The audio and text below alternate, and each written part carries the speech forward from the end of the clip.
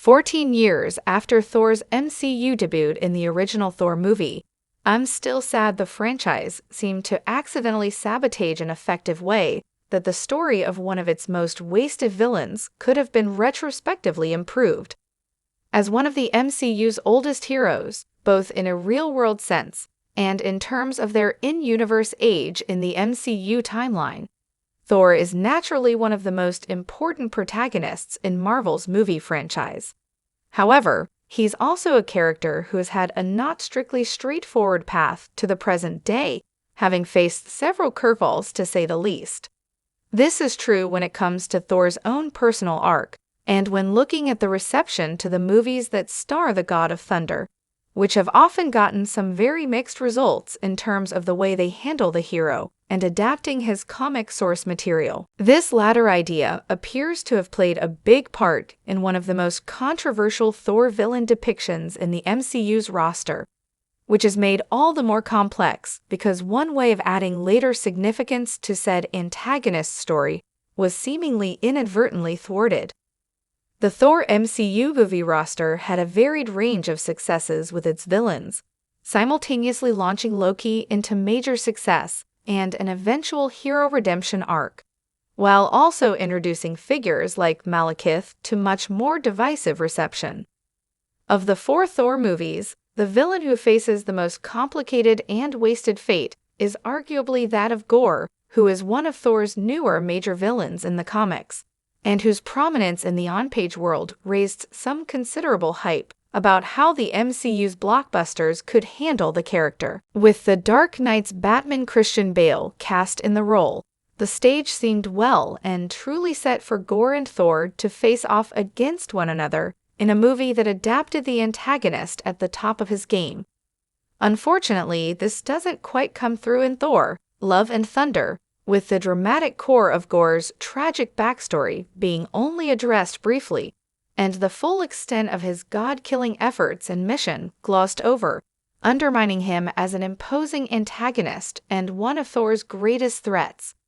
Gorr was already perhaps an awkward fit into the more comedically focused Thor.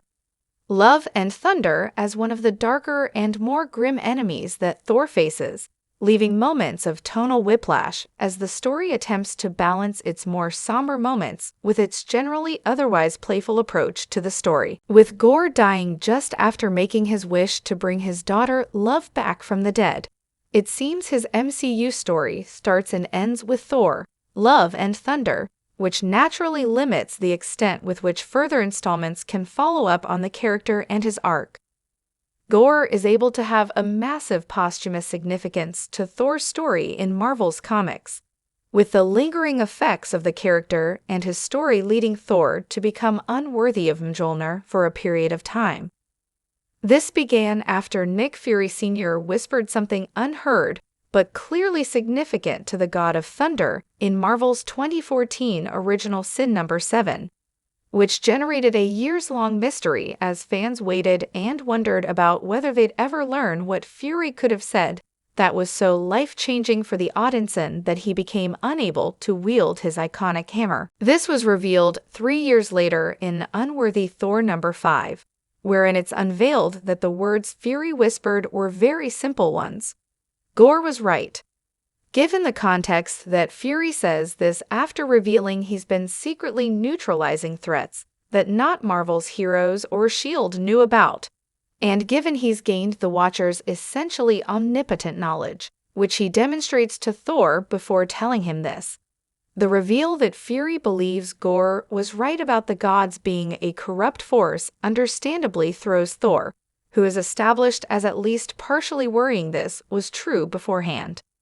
The potential for the MCU to roughly adapt this storyline in some capacity could have allowed for Gorr's somewhat controversial MCU story to still get some weight to it further down the line, adding lasting resonance to his introduction and retroactively improving it in the big picture. As it stands, though, this is effectively impossible for the MCU to adapt in a way that keeps this storyline's significance.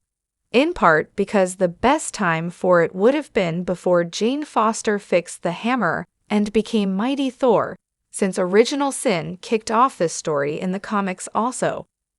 The concept of Thor being unworthy or regarding himself as being unworthy of wielding Mjolnir has been the subject of much focus in the MCU's history, with Thor initially being unable to wield Mjolnir after Odin sends him to Earth, and then going through aspects of his unworthy arc in Avengers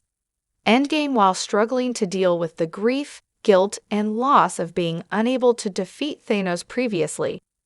Add in the fact that Thor only just started wielding Mjolnir again in Thor, Love and Thunder, and it's clear this story is currently impossible to use properly for the MCU. With Gorr dead and the MCU's ability to adapt his significance into an unworthy Thor arc scuppered,